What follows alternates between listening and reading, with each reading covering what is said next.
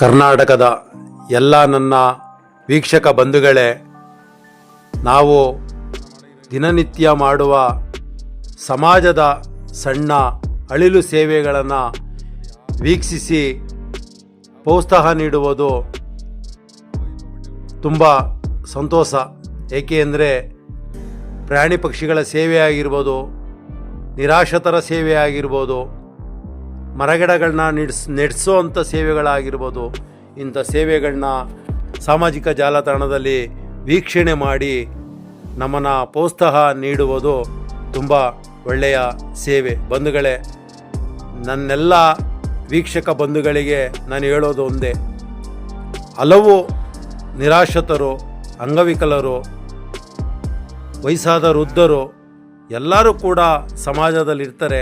ಅವರವರು ಮನೆಗಳು ಬಿಟ್ಟು ಅವ್ರದ್ದು ಏನಾಗಿರ್ತದೋ ಏನೋ ನಮಗೆ ಅದು ಗೊತ್ತಿರೋಕ್ಕಿಲ್ಲ. ಅವರ ಮನೆ ಬಿಟ್ಟು ಬೀದಿಗೆ ಬಂದಾಗ ಅವರನ್ನು ಸಂರಕ್ಷಣೆ ಮಾಡುವಂಥದ್ದಾಗಿರ್ಬೋದು, ಅವ್ರನ್ನ ಕಾಪಾಡುವಂಥದ್ದಾಗಿರ್ಬೋದು, ಅವ್ರನ್ನ ರಕ್ಷಣೆ ಮಾಡುವಂಥದ್ದಾಗಿರ್ಬೋದು, ಅವರಿಗೆ ಒಪ್ಪತ್ತಿನ ಊಟದ ವ್ಯವಸ್ಥೆ ಮಾಡುವಂಥದ್ದಾಗಿರ್ಬೋದು, ಇಂಥ ಹಲವು ಸೇವೆಗಳನ್ನು ಮಾಡ್ಕೊಂಡೇ ಬರ್ತಾಯಿದ್ದೀವಿ ಬಂಧುಗಳೇ. ಏಕೆಂದರೆ ಈ ಸಮಾಜದಲ್ಲಿ ಒಂದು ಒಳ್ಳೆಯ ಕೆಲಸ ಮಾಡಬೇಕು. ಯಾಕೆ ಅಂದರೆ ನಾವು ಹುಟ್ಟಿರೋದು ಕರ್ನಾಟಕದಲ್ಲಿ.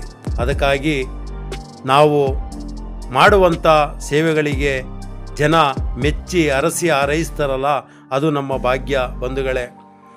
ನೋಡಿ, ಇವತ್ತು ನನ್ನ ಆತ್ಮೀಯರಾದ ಸ್ನೇಹಿತರಿಂದ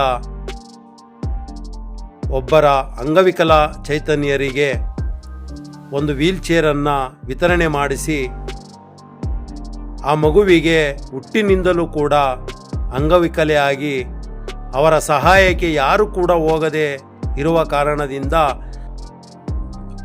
ನಾನು ನನ್ನ ಸ್ವಂತ ಕೆಲಸಕ್ಕೆ ಅಂತ ಹೋಗಿದಾಗ ನನಗೆ ಕಂಡಿದ್ದು ಆ ಮಗುವಿನ ನೋವನ್ನು ಕಣ್ಣಾರ ಕಂಡು ನನಗೆ ತುಂಬ ಮನಸ್ಸಿಗೆ ನೋವಾಗಿತ್ತು.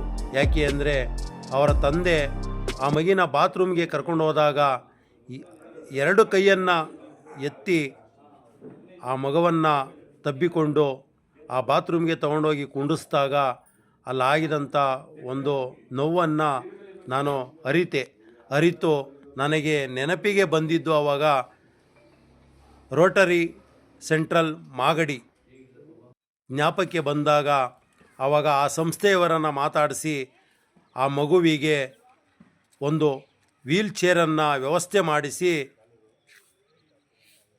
ಆ ತಂದೆ ತಾಯಿಯಂದಿರ